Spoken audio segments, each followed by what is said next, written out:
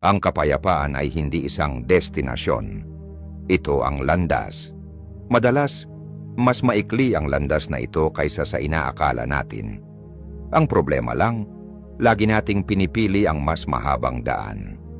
Hindi tayo tinuturuan ng Stoicism na hanapin ang katahimikan sa isang malayong lugar.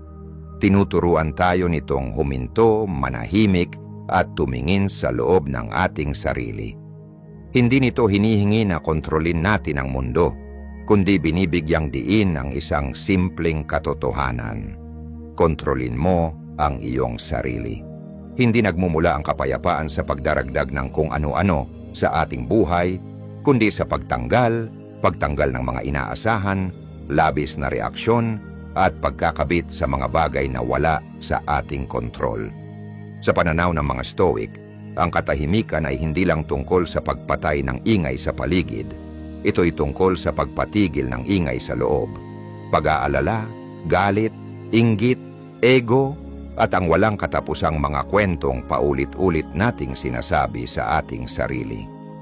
Kapag natahimik na ang mga tinig na iyon, saka palang makakapagsalita ang ating panloob na karunungan at tunay na kapanatagan. Ang bidyong ito ay hindi isang himala, isa itong paanyaya, tapat, at walang pasubali. Kung tunay mong nais ang kapayapaan, magsimula sa pagtanggal ng 13 bagay na humihila sa iyo, palayo rito. Huwag kang laktawan kahit isa, dahil kahit isang bagay lang ang mabitawan mo, isa na itong hakbang papalapit sa katahimikan na matagal mo nang hinahanap. Kung handa ka na, mag-iwan ng komento. Tinatanggap ko ang hamon. Tara, simulan na natin. 1. Laging nais maging tama. Isa sa mga tahimik ngunit makapangyarihang hadlang sa ating katahimikan ng isip ay ang kagustuhang laging maging tama. Sa unang tingin parang wala namang masama.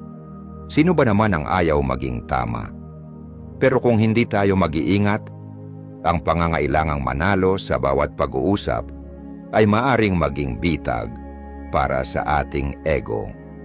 Kapag inuuna natin ang pagiging tama kaysa sa tunay na pag-unawa, hindi natin namamalayan na ipinagpapalit na natin ang pagkakaisa, koneksyon, at maging ang sarili nating kapayapaan. Maraming pagtatalo ang hindi talaga paghahanap ng katotohanan, kundi pagpapakain lang sa ego.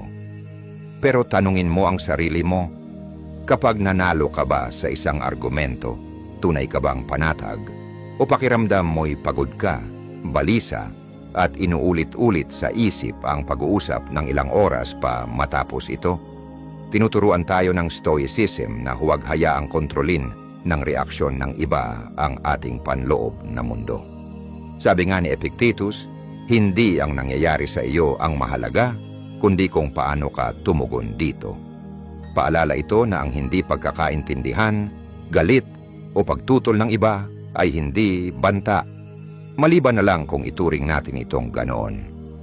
Sa isang pulong, kapag may taong matigas ang paninindigan na salungat sa iyo, maaari kang makipagtalo hanggang dulo o maaari kang huminto sandali, lumayo ng kaunti sa emosyon at sabihing, naiintindihan ko ang punto mo. Pwede ba nating tingnan ng magkasama ang iba pang datos? Hindi ito kahinaan. Ito ay isang sadyang pagpili na pahalagahan ang pakikipagtulungan kaysa sa banggaan.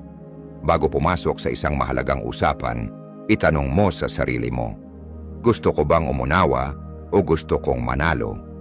At kung ang sagot ay manalo, tanungin mo ulit, ang pagkapanalo bang ito magdadala ba talaga ng kapayapaan sa akin? Kadalasan, ang pananahimik o ang pag-atras ng kaunti ay hindi tanda ng kahinaan, ito'y tanda ng tunay na pagpipigil sa sarili, ng pinakamalakas na tao sa silid. Kung gusto mo ng kapayapaan, minsan kailangan mong bitawan ng matalim na tugon, ang pagnanasang magturo ng leksyon, o ang pangangailangang patunayan na ikaw ang tama. Hindi nagmumula ang kapayapaan sa kung sino ang nanalo, kundi sa kung ano ang pinipili mong panghawakan ang katotohanan o ang katahimikan, dalawang paghahambing sa iyong sarili sa iba. Ang paghahambing ay isang tahimik na uri ng karahasang tayo mismo ang gumagawa sa ating sarili. Kapag palagi mong tinitingnan ang kita, katawan o tagumpay ng ibang tao, hindi mo namamalayang inilalagay mo ang sarili mo sa isang karerang walang malinaw na finish line. Ang problema sa karerang iyon, walang tunay na nananalo. Kapag natalo ka, nakakaramdam ka ng kakulangan at kawalan ng kumpiyansa. Kapag nanalo ka naman, ang pansamantalang taas ng pagiging mas magaling ay pumipigil sa iyong tunay na paglago. Sa parehong kaso, lumalayo ka sa sarili mong landas tungo sa tunay na pag-unlad. Binibigyang diin ng pilosopiyang Stoic ang pamumuhay ayon sa sariling tungkulin, hindi ang mawala sa ilusyon ng buhay ng iba. Minsan ay isinulat ni Marcus Aurelius, ang ambisyon ay ang pag-uugnay ng iyong kapakanan sa sinasabi o ginagawa ng ibang tao. Ang katinuan ay ang pag-uugnay nito sa sarili mong kilos. Isang makapangyarihang paalala, hindi nagmumula ang kapayapaan sa pagiging mas magaling kaysa sa iba, kundi sa pamumuhay ayon sa sarili mong mga halaga.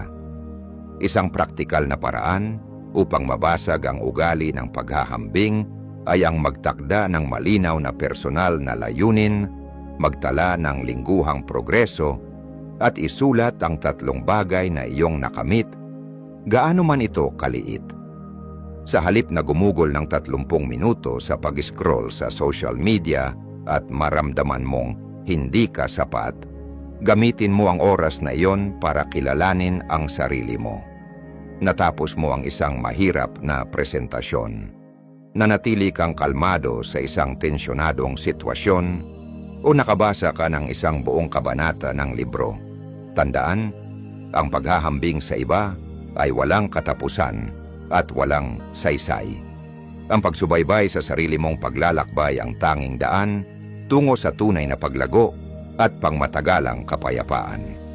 Kapag nakatuon ka na sa sarili mo, hindi mo na kailangang patunayan ang kahit ano kanino man.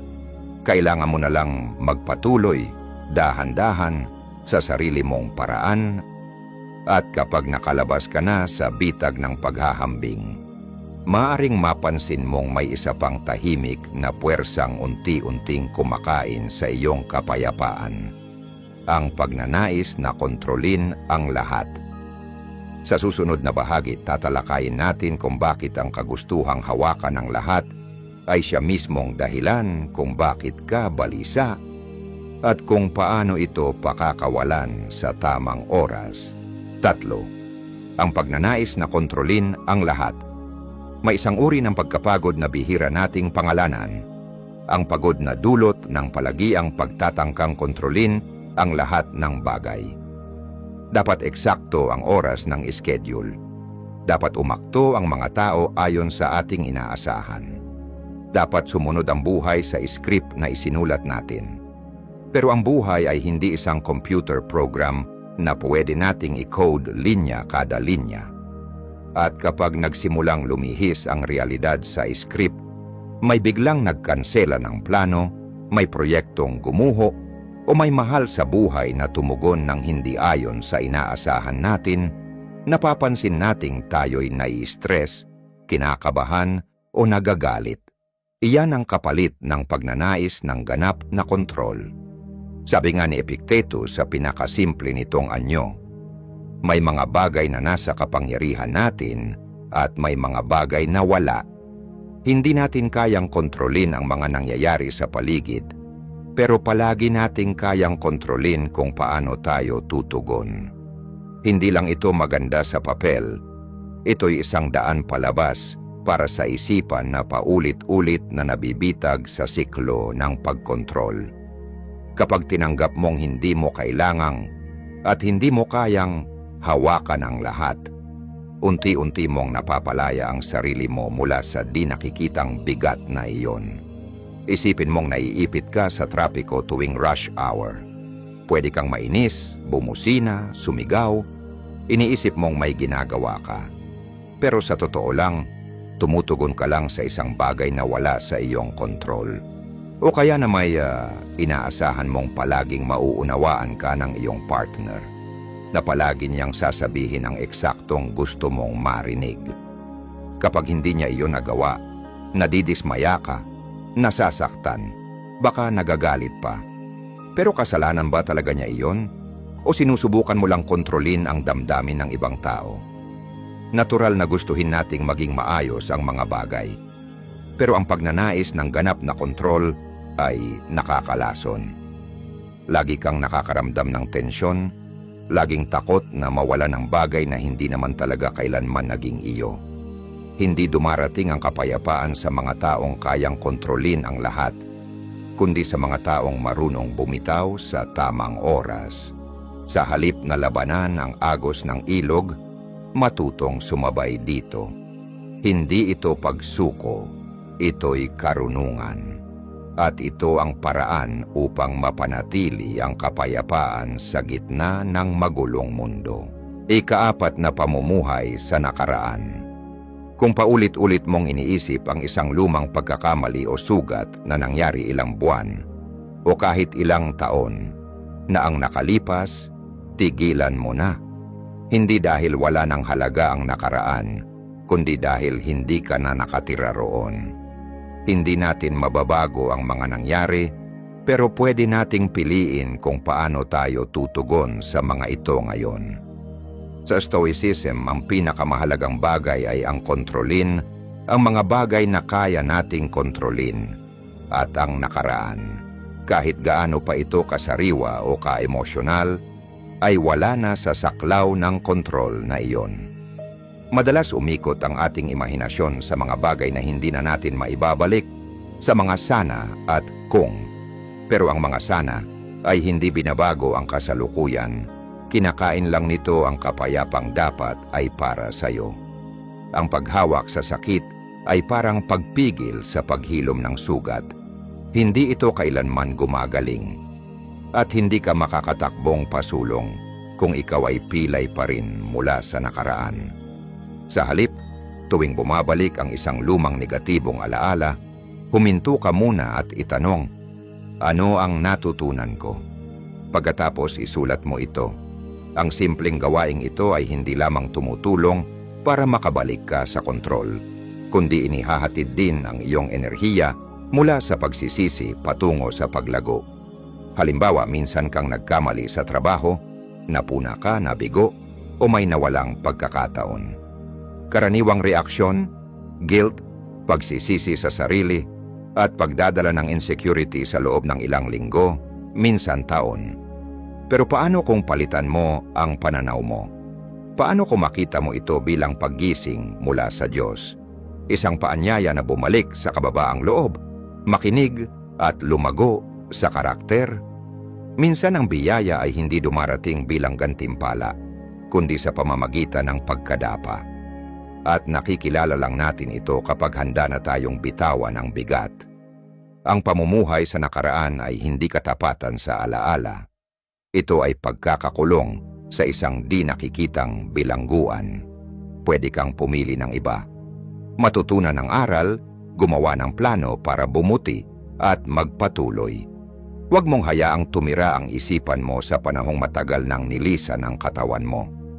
Hindi dumarating ang kapayapaan kapag naayos mo na ang nakaraan. Dumarating ito kapag hindi mo na hinahayaang kontrolin ka nito.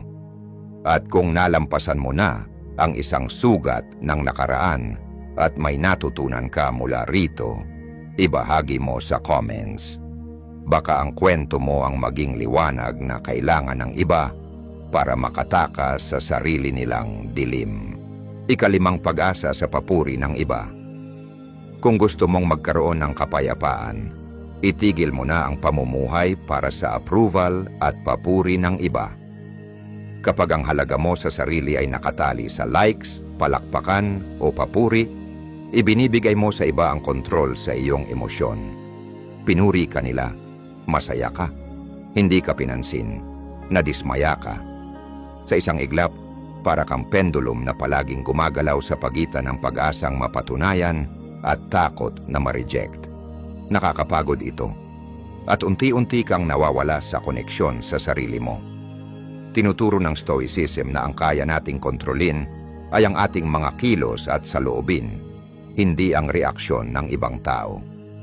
Isinulat ni Marcus Aurelius, may kapangyarihan ka sa iyong isipan, hindi sa mga panlabas na pangyayari. Kapag naunawaan mo ito, matatagpuan mo ang tunay na lakas. Kaya bakit mo ipagpapalit ang kapangyarihang iyon para lang sa ilang saglit na papuri? Hindi ka isinilang para maging salamin na sumasalamin sa inaasahan ng lipunan. Narito ka para mamuhay ayon sa sarili mong mga pagpapahalaga. Sa halip na gawing sukatan ng opinyon ng iba, balikan mo ang malinaw mong mga pamantayan, gaya ng pagtatapos ng isang SMART goal na ikaw mismo ang nagtakda. Hindi mo kailangan ang palakpakan ng mundo para maging proud. Ang kailangan mo lang ay ang kaalaman na ibinigay mo ang lahat ng makakaya mo. Kapag natapos mo ang isang proyekto, kahit walang pumansin, pwede mo pa ring gantimpalaan ang sarili mo.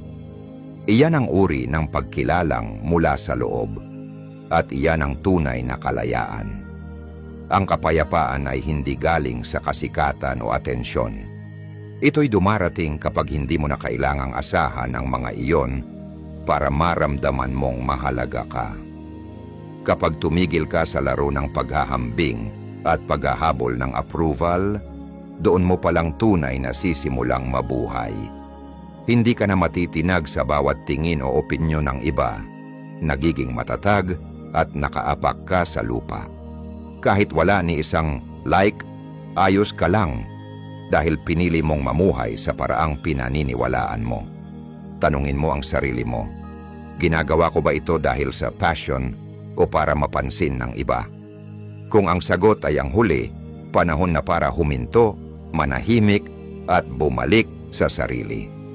Ang kapayapaang hinahanap mo ay hindi kailanman nasa labas. Lagi na itong nasa abot kamay kung mayroon kang tapang na kilalanin ang sarili mong halaga. Siyam, takot mabigo. Kung tunay mong nais ang kapayapaan, kailangan mong matutunang harapin ang takot mong mabigo. Hindi iwasan ito. Ang tunay na kapayapaan ay hindi nanggagaling sa pagiging perpekto ng lahat. Nanggagaling ito sa pananatiling matatag kahit magulo ang lahat sa paligid. Ang takot sa kabiguan ay isang di nakikitang bilangguan. Pinapahinto ka nito, pinapaatras mula sa mga oportunidad, at pinapaniwala kang hindi pa ako handa o hindi ako sapat, at doon ka na humihinto. Wala nang kailangang talunin ka, tinalo mo na ang sarili mo mula sa loob. Tahimik pero araw-araw, pinapatay ng takot ang potensyal mo. Hindi mo sinusubukan ang mga bagong bagay. Hindi ka lumalabas sa comfort zone mo. Nagpapatumpik-tumpik ka, sobra sa pag-iisip, at palaging naghihintay na maging perpekto ang lahat. Pero gaya ng sabi ni Seneca, mas naghihirap tayo sa imahinasyon kaysa sa realidad. Karamihan sa mga kinatatakutan mo ay nasa isip mo lang. Hindi ito totoo. Hanggang sa gawin mo itong dahilan para hindi ka na umusad. Kaya ano ang dapat mong gawin? Magsimula sa maliliit na lingguhang hamon. Hindi tagumpay ang layunin ay harapin ang takot at matuto. Pumili ng isang bagay na medyo kinakabahan ka, gaya ng pagpapadala ng job inquiry email, pagbabahagi ng ideya sa harap ng grupo, o pagsisimula ng blog para ilahad ang sarili mong pananaw. Hindi kailangang perpekto. Kailangan lang matapos. At ang pinakamahalaga, obserbahan mo ang isipan mo habang ginagawa mo ito. Natututo kang kontrolin ang emosyon mo, imbes na ikaw ang kontrolin nito. Iyan ang stoic mindset. Isang halimbawa sa totoong buhay. Bago na imbento ang bombilya, nabigo si Thomas Edison ng higit sa 1,000 beses. Nang tanungin siya kung nadismaya siya, ngumiti siya at sinabing, "Hindi ako nabigo. nakahanap lang ako ng 1,000 paraan na hindi gumagana. Ang ganitong pananaw ang tumulong sa kanya na manatiling kalmado, tuloy-tuloy, at sa huli, nagtagumpay. Kung hinayaan niyang ang takot ang mangibabaw, baka iba na ang mundo natin ngayon. Ikaw naman, ano ang mga bagay na pinatatagal mo dahil natatakot kang mabigo? Ibahagi mo sa comments, hindi lang para gumaan ang pakiramdam, kundi para makatulong sa iba na makaahon din. Bawat pagbabahagi ay isang hakbang palayo sa takot at isang hakbang papalapit sa kapayapaan. 7. Pag-iipon ng mga bagay na hindi kailangan. Madalas nating iniisip na kapag mas marami tayong pag-aari, mas magiging masaya tayo, pero ang totoo, kabaligtaran ito. Habang mas marami tayong kinakapitan, mas lalo tayong nabibitag. Ang mga bagay na bigla na lang nating binili o itinatabi baka sakali. Habang tumatagal, hindi lang espasyo sa bahay ang inuukupa nila, kundi pati espasyo sa isipan natin. Sa likod ng alikabok sa bawat nakalimutang gamit ay may tahimik na pagod, ang bigat ng kalat na kailangan pamahalaan, ang pasaning pinansyal, at ang emosyonal na hirap ng hindi makabitaw. Isinulat ni Marcus Aurelius, ang yaman ay hindi nasusukat sa dami ng pag-aari, kundi sa kaunting kagustuhan. Totoong mayaman ka kapag kaya mong tumapak sa isang malinis at maaliwalas na espasyo at walang nararamdamang pagnanais na bumili pa. Bawat gamit ay isang desisyon, at habang mas kaunti ang hindi kailangang desisyon na ginagawa mo, mas maraming oras at enerhiya ang naibabalik sa iyo para mamuhay ayon sa kung ano talaga ang mahalaga. Ang pag-iipon ng material na bagay ay hindi lang basta ugali, madalas ito'y refleksyon ng takot. Takot na mawalan, takot na magkulang, takot na hindi sapat. Pero ang mga Stoic ay hindi namumuhay sa ilalim ng takot. Namumuhay sila ayon sa rason. At ang rason ang magsasabi sa iyo, kung hindi mo nagamit ang isang bagay sa loob ng 6 na buwan, malamang hindi mo na ito kailangan. Ibigay mo na, ibenta, o pakawalan. Isang beses sa isang buwan, buksan mo ang iyong aparador o mga drawer at tanungin ang sarili mo, nagsisilbi pa ba ito sa akin? Kapag nilinis mo ang mga damit na 1 taon mo nang hindi nasusuot, hindi lang aparador ang pinapalaya mo.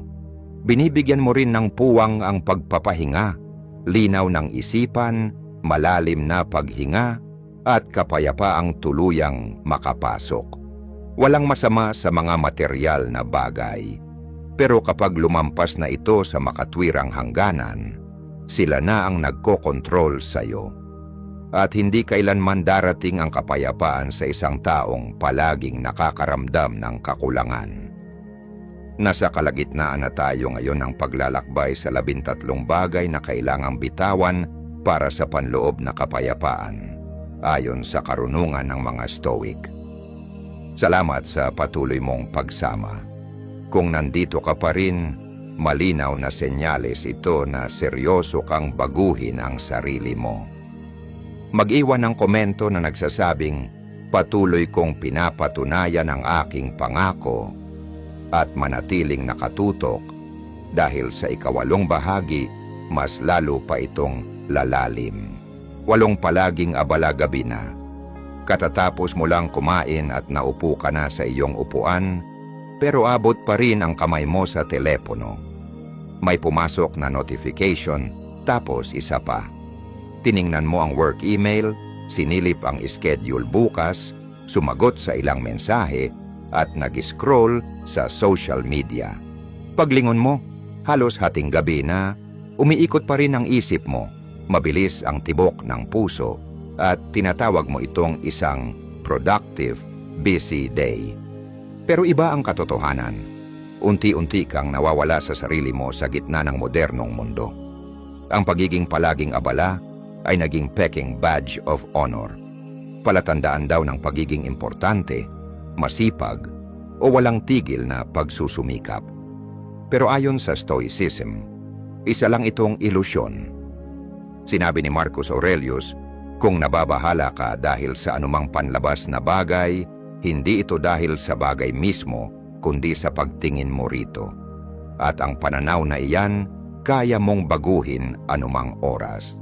Kapag sobrang siksik ng schedule mo, wala nang espasyo para marinig mo ang sarili mo. Doon nagsisimula ang stress, ang anxiety, at ang malalim na pagkahiwalay sa sarili. At pati na rin sa mga mahal mo. Ang totoo, walang sino man ang kayang magpatuloy ng tuloy-tuloy ng walang kabayaran. Ang burnout ay hindi nangyayari dahil lang sa isang araw ng matinding trabaho. Nangyayari ito dahil sa maraming linggo o buwan ng patuloy na pagkalimot na huminto. Lagi kang may ginagawa, pero parang wala ka namang pinupuntahan. Sa Stoicism, ang kapayapaan ay hindi galing sa pagiging productive. Nagmumula ito sa kamalayan, sa kakayahang kontrolin ang atensyon mo at ang mga kilos mo. Magsimula sa maliit. Maglaan ng 30 minuto bawat araw para wala kang gawin. Walang telepono, walang email, walang multitasking. Umupo ka lang sa katahimikan, magbasa ng isang pahina mula sa libro, magmuni-muni ng bahagya, o pagmasdan lang ang paligid. Patayin mo muna ang lahat ng notification sa panahong ito. Sa simula, maaaring maramdaman mong parang walang saysay ito, pero ang katahimikang iyan ang mismong kailangan ng isipan mo para makabawi at muling makakonekta. Tulad ng musika na nangangailangan ng pahinga sa pagitan ng nota, ang buhay ay nangangailangan ng katahimikan. Hindi mo kailangang iwan ang lahat, pero tigilan mong itaas sa pedestal ang pagiging abala. Ang kapayapaan ay dumarating kapag nagkaroon ka ng tapang na huminto at lumabas mula sa gulo kung saan nahuhulog ang karamihan. Dahil minsan, ang wala kang gawin ay siyang magpapaalala sa iyo na buhay ka. Siya't siyam. Palaging nagrereklamo ang pagrereklamo ang pinakamabilis na paraan para mawala ang panloob na kontrol. Hindi nito nalulutas ang problema. Pinapahaba lang nito ang pakiramdam ng kawalan ng magagawa. Tuwing nagrereklamo ka tungkol sa panahon, sa ibang tao o sa mga kalagayan mo, hindi mo namamalayan na pinapalakas mo ang mindset ng pagiging biktima.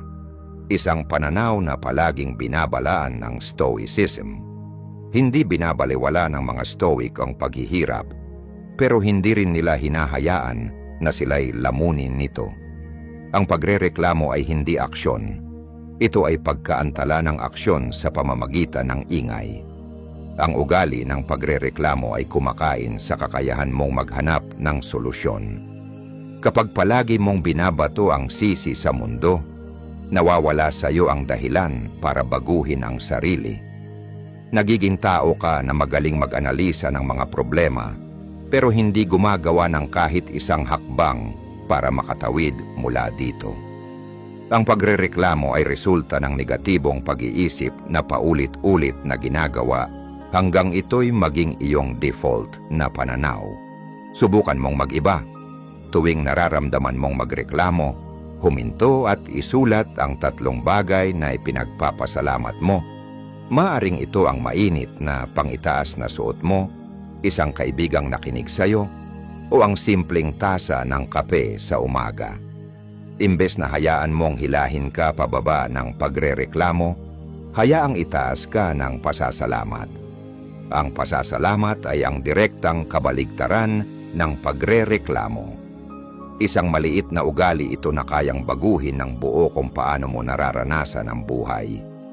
Kunin mo ang halimbawa ni Nick Vujicic, ang lalaking ipinanganak na walang mga braso at paa na hindi kailanman nagpakita ng kalungkutan sa sarili. Imbes na magreklamo tungkol sa kanyang mga limitasyon, pinili ni Nick na magbigay inspirasyon, magmahal at magpasalamat sa bawat maliit na bagay sa buhay. Hindi siya maswerte kaysa sayo. Pinili lang niyang hindi magpatrap sa siklo ng pagrereklamo. Kung tunay mong nais ang kapayapaan, tumahimik ka. Hindi para manahimik magpakailanman, kundi para patahimikin ang ingay sa loob ng iyong isipan upang mas marinig mo kung ano ang nararapat pakinggan, pasasalamat, katahimikan, at pananagutan para sa sarili mo. At kung iniisip mong ang kapayapaan ay nanggagaling sa pagkontrol ng iyong panlabas na kalagayan, mag-isip ka ulit. Sa susunod na seksyon, tatalakayin natin ang isang bagay na mas mapanganib pa kaysa sa pagrereklamo, kapag ang iyong emosyon ay nakatali sa mood ng ibang tao. Ang emosyonal na pagdedepende ay isang di nakikitang lubid na sapat ang lakas para hilahin ka palayo sa iyong sarili. Ilang beses ka nang nawalan ng kapayapaan dahil lang may hindi pagkakasunduan ang iba. Huwag magtakip mata. Tatalakayin natin ito sa susunod. Ika-10. Emosyonal na pagdedepende sa iba. Habang pinapayagan mong kontrolin ng iba ang iyong emosyon, ang kanilang mga tingin, salita o aprobado, mas lalo mong nawawala ang iyong panloob na kapayapaan. Ang emosyonal na pagdedepende ay hindi lang nagpapahina sa iyo. Nagbibigay din ito ng labis na pressure sa iyong mga relasyon. Kapag inaasahan mong laging maiintindihan ka, laging mamahalin, at laging tatanggapin, ibinibigay mo ang susi sa iyong kaligayahan sa ibang tao. At kapag sila'y napagod, walang pakialam, o hindi nagrespondo ng ayon sa iyong inaasahan, matindi ang bagsak mo. Itinuturo ng Stoicism na ang tanging bagay na tunay mong makokontrol ay ang iyong panloob na mundo. Sinulat ni Marcus Aurelius, ang kaligayahan ng iyong buhay ay nakasalalay sa kalidad ng iyong mga pag-iisip.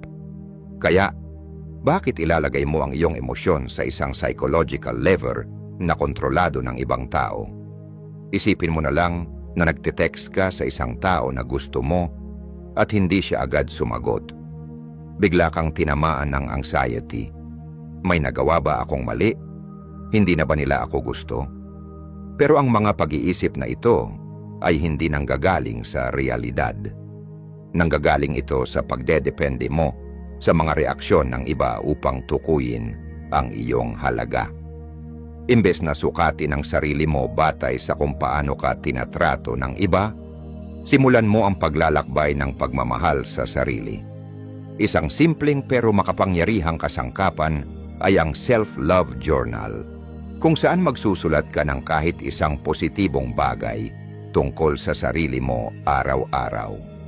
Maaaring ito ay ang paggising mo ng maaga kahit pagod ka, ang paraan ng pakikinig mo sa isang kaibigan, o simpleng ang hindi mo pagsuko ngayon. Habang lumilipas ang panahon, mabubuo mo ang pinakamahalagang relasyon sa lahat, ang relasyon mo sa iyong sarili.